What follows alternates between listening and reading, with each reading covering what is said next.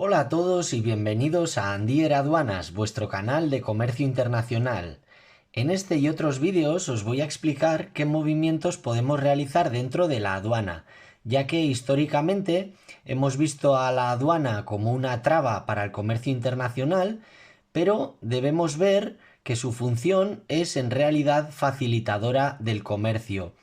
Nos da una serie de herramientas y regímenes aduaneros que podemos utilizar para poder llevar a cabo nuestras operaciones comerciales de una forma óptima, pudiendo aplicarnos algunas ventajas arancelarias y fiscales según las circunstancias de cada operación para poder así ser más competitivos en el mercado internacional.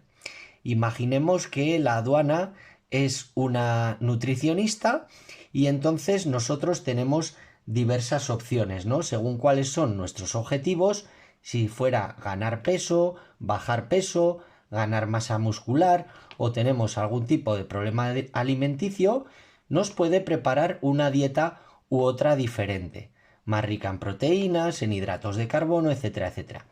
Si se permite la comparación, la aduana, en función de la operativa que vayamos a realizar, nos va a permitir utilizar uno u otro regímenes aduaneros que nos van a poder permitir aplicarnos esas ventajas o beneficios. Básicamente, cuando insertamos mercancía dentro de un recinto aduanero, el Departamento de Aduanas e Impuestos Especiales nos va a preguntar cuatro cuestiones principales. En primer lugar, ¿qué es la mercancía que estamos trayendo o que queremos sacar de la Unión Europea? Esto se responde a través del código TARIC del producto dentro del documento único administrativo. En segundo lugar, de dónde es originaria dicha mercancía. Esto se puede acreditar aportando un certificado de origen de la misma. El certificado de origen es a la mercancía o el origen es a la mercancía lo que la nacionalidad a las personas. Las personas podemos acreditar nuestra nacionalidad a través de un documento nacional de identidad, a través de un pasaporte, etcétera, pues para los productos existen diversos tipos de certificados. En tercer lugar, nos van a preguntar qué valor tiene el producto que estamos trayendo. El valor en aduana. Este se medirá en Incoterm CIF Cost Insurance Freight a la importación, que refleja el producto, envase, embalaje, certificados y todos los servicios accesorios que han sido necesarios para que la mercancía pueda llegar al país de importación, pero que han tenido lugar en el extranjero, como las diversas cargas, transportes, seguros, despacho de exportación en el país de origen, el transporte principal, el seguro asociado a dicho transporte, etcétera, etcétera. Sin embargo, cuando nosotros vamos a exportar un producto, el Incoterm que se tiene en cuenta o el valor estadístico, el valor en aduana de la mercancía, se trabajará en Incoterm FOB, Free On Board, que reflejará el producto, envase, embalaje, certificados y los costes necesarios hasta el primer punto de salida de una aduana europea, por ejemplo, o del país que fuera, ¿vale? Solo entonces en la importación suele haber implicaciones fiscales, por un motivo que explicaré más adelante. A las exportaciones no suele haber tantas trabas como si las hay a las importaciones. En cuarto lugar, nos van a preguntar qué queremos hacer con estos productos. Y esto sería a lo que vamos a dar respuesta en esta serie de vídeos. ¿Cuál es el régimen aduanero que queremos aplicar a nuestras mercancías? Es decir, qué finalidad les vamos a dar. Importación, exportación, depósito aduanero, zona franca, régimen de perfeccionamiento activo, perfeccionamiento pasivo, destino final, tránsito, etcétera, etcétera. Los regímenes aduaneros, entonces, los podemos entender como un conjunto de operaciones que la normativa aduanera va a permitirnos como empresa realizar dentro del ámbito del comercio internacional. Aunque las dos operaciones más habituales y que son generalmente conocidas son la importación y la exportación, hay otros regímenes cuyo conocimiento nos van a permitir como empresa beneficiarnos tanto desde el punto de vista fiscal como operativo, para poder tener menos gravámenes o incluso estar exentos de gravámenes. Vamos a ver entonces qué posibilidades tenemos dentro de esa normativa aduanera, que es el CAU, y en concreto estos regímenes se reflejan dentro de dicho reglamento 952/2013 en sus títulos quinto, sexto y séptimo. También indicar que hay unos reglamentos de desarrollo del CAU, del Código Aduanero de la Unión, que son los reglamentos delegados y de ejecución, y en el reglamento delegado estaríamos hablando del 341, en el reglamento de ejecución sería el 2447. Ahora voy a introducir brevemente los regímenes aduaneros que existen para después centrarme en el régimen general de exportación, que será el que vamos a analizar en el vídeo de hoy. La respuesta a qué queremos hacer con la mercancía, es decir, los regímenes aduaneros, se divide en tres grandes grupos.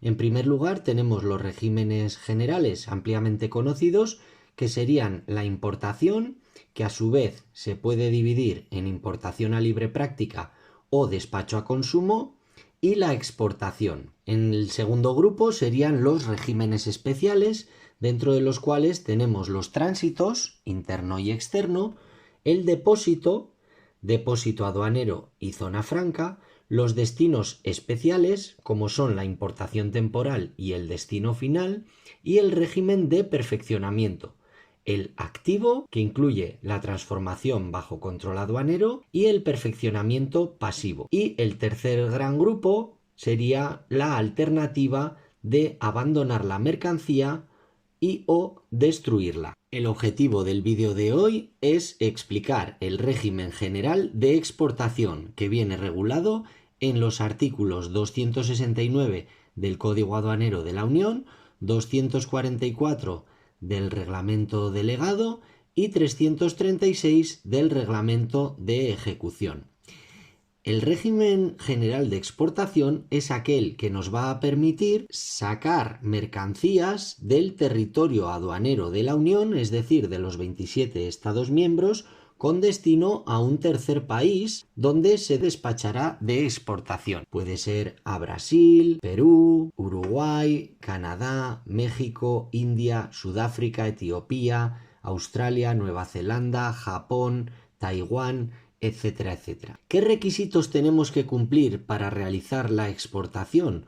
Lo primero que tenemos que realizar ante la aduana es una declaración de exportación con un DUA, documento único administrativo, y realizaremos este DUA siempre en el momento en el que las mercancías estén ya preparadas para poder salir del país. Las mercancías deben estar depositadas en un control aduanero dentro de un recinto autorizado para mercancía de exportación, que denominamos LAME. Sería el análogo a lo que habitualmente conocemos como ADT o almacén de depósito temporal, pero que en el caso de las exportaciones recibe el nombre de LAME. Estas mercancías que están depositadas en el LAME además están sujetas a políticas comerciales, es decir, pueden tener otra serie de controles o requisitos que salvar o que superar, que la aduana por sí misma no va a poder controlar, y entonces delega en otros servicios u organismos para aduaneros, que lo que hacen es confirmar y cerciorarse de que esa mercancía esté apta para la exportación. Podemos ver en este caso las políticas comerciales como controles de farmacia, controles de sanidad, controles veterinarios, controles SOIBRE, etcétera, etcétera. Todos estos certificados para aduaneros son políticas comerciales que se establecen en función de la mercancía, ya sea por su naturaleza o bien por su destino, y en esas políticas comerciales, una vez salvadas o superadas, podremos realizar la declaración de exportación. Si los hubiera, además, se declararán en ese momento los derechos de exportación o los impuestos a la exportación. Lo que pasa es que a día de hoy es muy raro que existan derechos a la exportación en la Unión Europea. Tened en cuenta que la exportación supone muchos beneficios dentro de la UE. ¿Por qué? Porque supone mayor facturación para las empresas, ya que pueden llegar a nuevos mercados con más clientes. Al haber más facturación, pues hay más beneficios, lo que implica mayor pago por impuesto de sociedades. Al facturar más, se trabaja más, se contrata más gente, aumentan las cotizaciones a la seguridad social y también, entre otras cosas, pues favorece la entrada de divisas en el país que mejoran la situación de la balanza de pagos. Entonces se traba lo menos posible a la exportación.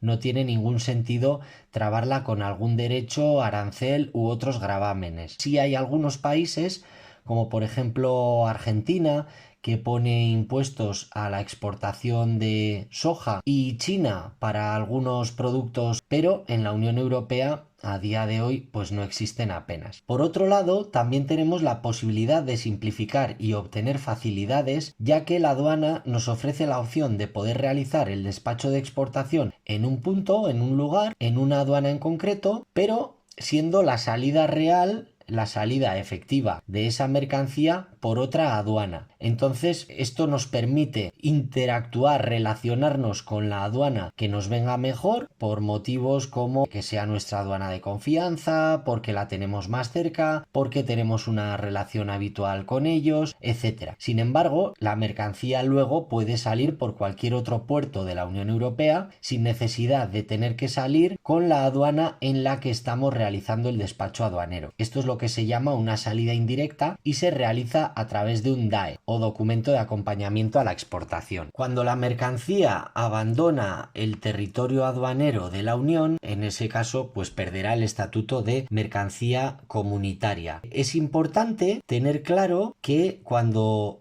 vayamos a formalizar el DUA, documento único administrativo, ahí vendrá el Incoterm pactado entre las partes, y cuando vamos a ejecutar una exportación, tened en cuenta, como comentamos en su día en los vídeos de Incoterms, que será mejor utilizar FCA o Free Carrier, porque en ese caso nosotros como vendedores seremos quienes tenemos que despachar de exportación, y al emitir una factura sin IVA, porque nuestro cliente está en el extranjero y por lo tanto no es procedente que un cliente, por ejemplo, de Sri Lanka pague IVA a la agencia tributaria española. Como esto no es así, por la prohibición de doble imposición internacional, lo que va a respaldar esa factura exenta de IVA es poder acreditar ante una inspección de la agencia tributaria que esa mercancía efectivamente se despachó de exportación, salió con destino a un tercer país.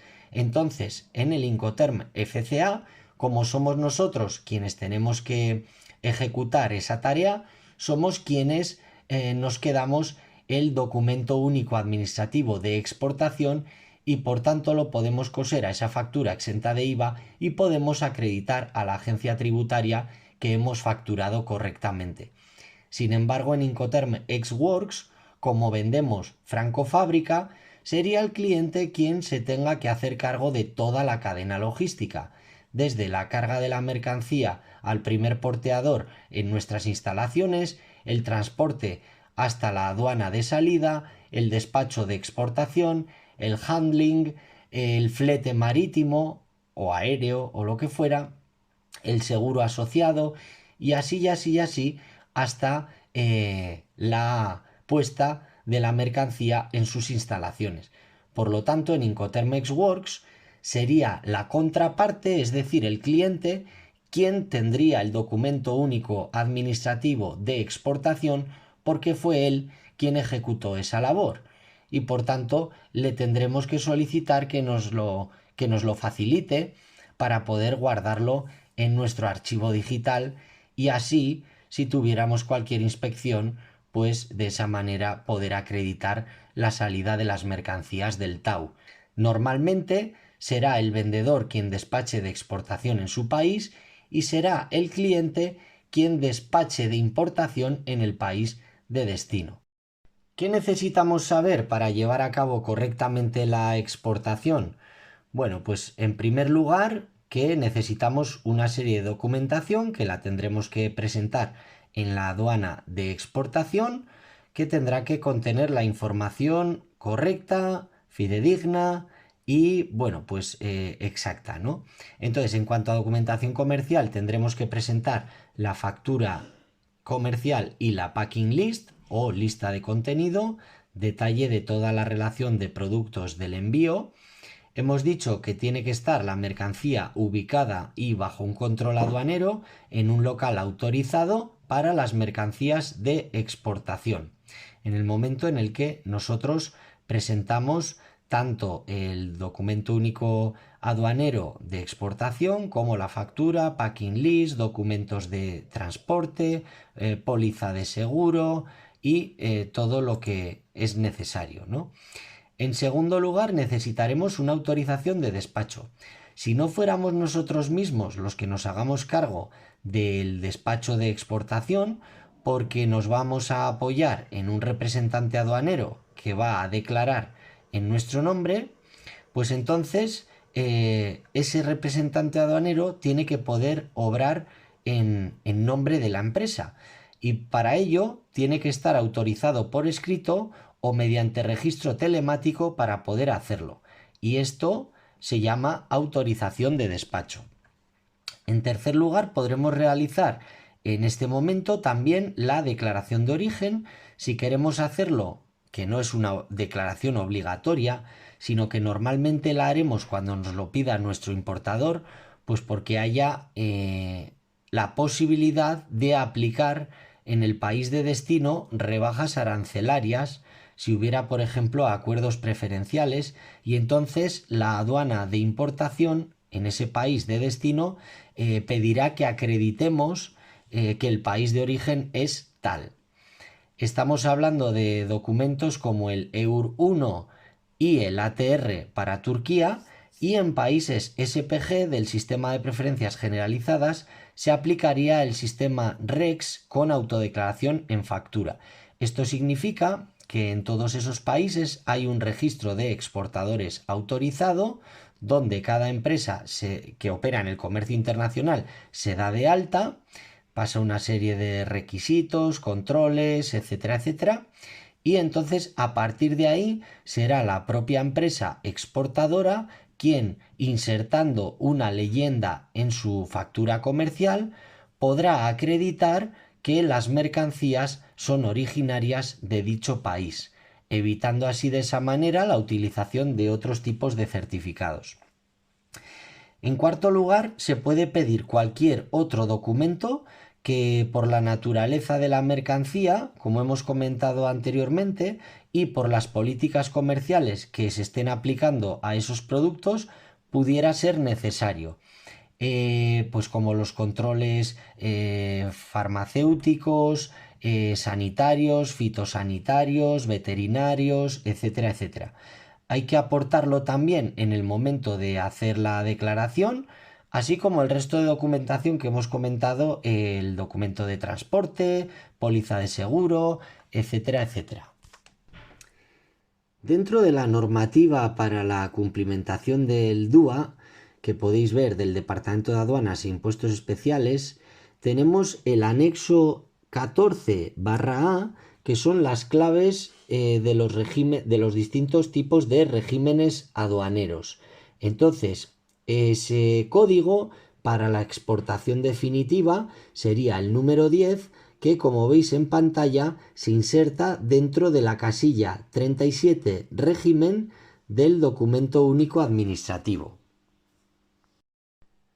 Por último, a continuación os muestro un documento único administrativo para la exportación, donde podemos ver en la casilla 2 los datos del expedidor exportador, datos, denominación social de la empresa, domicilio social, tendríamos el número de identificación fiscal, En la casilla número 8 tendríamos los datos del destinatario. La casilla 14 solamente se rellena en el caso de que el declarante sea otra persona, física o jurídica, es decir, si estamos apoyándonos en un representante aduanero que despacha de exportación en nuestro nombre. De lo contrario, si somos nosotros mismos quienes realizamos la declaración, la casilla 14 estaría vacía. En la casilla número 1 tendríamos que poner el tipo de declaración a la que nos estamos refiriendo. En este caso sería una declaración de exportación normal. En la casilla A sería la aduana de expedición o exportación. Los dos primeros dígitos serían el año de la declaración. Después tendríamos el código ISO país, ES de España en este caso. Después el código de la aduana de salida, Castellón Marítima. Después tendríamos el 1 si es operación de exportación y el 3 si fuera importación, por ejemplo. A continuación tendríamos los números correlativos del DUA y por último el dígito de control. En la casilla número 6 indicamos el total de bultos. En la casilla número 5 el número de partidas o productos diferentes que vamos a despachar de exportación. En la número 7 el número de referencia, que sería la factura asociada a esta declaración. Tendríamos en la casilla número 15 el país de exportación, casilla número 16 el país de origen. Pudieran no coincidir el país de exportación con el país de origen. Por ejemplo, en su día importamos cerámica procedente de Marruecos y pasado un tiempo la vamos a exportar a Estados Unidos. El país de exportación sería España, pero el país de origen sería Marruecos. En la casilla número 15, código de país de expedición-exportación, se pone el código ISO país, ES de España. Casilla 17, el código del país de destino, TN de Túnez. En la 17, el país de destino. Casilla número 20 serían las condiciones de entrega o el Incoterm pactado entre las partes, CFR Cost and Freight Túnez. Después tendríamos en la casilla 19, 1 porque la mercancía viene contenerizada, 0 si no fuera así. En la casilla 21 tendríamos que indicar la identidad y nacionalidad del medio de transporte activo en frontera, es decir, con el que se llevará a cabo la exportación. Va a salir en transporte marítimo con el buque Nadas, que es de nacionalidad ES española. El modo de transporte en frontera entonces ya hemos indicado, ahora sería el 1 marítimo. En la casilla 29 indicamos la aduana de salida, Castellón Marítima, que es la 1211. En la casilla 30 indicamos la localización de las mercancías dentro del recinto aduanero de salida, es decir, Castellón. Y esto empieza con el código de la aduana de Castellón Marítima, 1211, seguido de la posición que ocupa el contenedor dentro de dicho recinto aduanero. En la casilla número 22 se indica el código de la divisa, EUR, de euro, el importe de la factura, en Incoterm, recordad, CFR, 9.298,58, y en la casilla número 24 la naturaleza de la transacción, que sería el primer dígito 1, que ha habido un cambio de propiedad, y el segundo dígito 1 significa a través de una compraventa en firme. En la casilla 31 se indica la descripción de las mercancías. Serían 32 palets de azulejos cerámicos que son transportados en 2 contenedores, cuya matrícula es la que figura en la parte intermedia. PBTU 835-241-5 y XRTU 285420-3.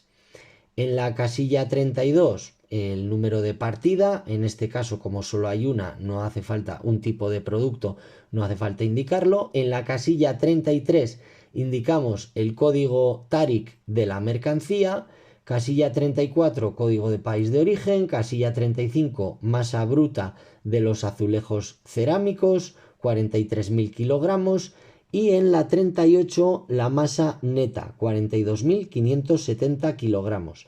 En la casilla 37 indicaríamos el régimen aduanero de la operación, es decir, qué queremos hacer con estos azulejos cerámicos. El código 10.00 significa exportación definitiva, el 10 es exportación definitiva y el punto 00 significa que no ha habido ningún régimen precedente, es decir, que la mercancía no estaba previamente asociada a otro régimen como pudiera ser un depósito aduanero, zona franca, etcétera, etcétera. En la casilla 44 se indicarán los documentos que acompañan esta declaración, como pueden ser factura comercial, packing list, documentos de transporte, etcétera, etcétera. En la casilla 41, las unidades suplementarias serían 2.448 metros cuadrados de azulejos cerámicos. A continuación vendría el importe en Incoterm CFR y en la casilla 46 vendría el valor estadístico en Incoterm FOB, Free On Board, es decir, el precio del producto, envase, embalaje, cargas, transportes o acarreos hasta el punto en el que la mercancía va a salir de España con dirección a Túnez, ¿vale? Todos los gastos que tienen relación con la parte española, que son 9.066,12. No coinciden con la casilla 22, que eran 9.298,58, porque en la casilla 20 habíamos indicado Incoterm CFR, que sería Cost and Freight, es decir, en el término Incoterm pactado entre las partes se incluía también el transporte hasta Túnez. Y es ese transporte hasta Túnez desde Castellón Marítimo el que tenemos que restar para conseguir el importe de la casilla 46, que es el valor del producto de la parte española. En la casilla 54 se indicaría el lugar y la fecha de la declaración y del declarante, que en este caso sería el representante aduanero. Esto ha sido todo por hoy. Recordad que podéis comentar los vídeos, compartirlos, suscribiros al canal y aportarme sugerencias sobre temas que os sean interesantes dentro del comercio internacional. Me podéis escribir a andier.aduanas@gmail.com. Gracias por estar ahí. Nos vemos en el próximo vídeo.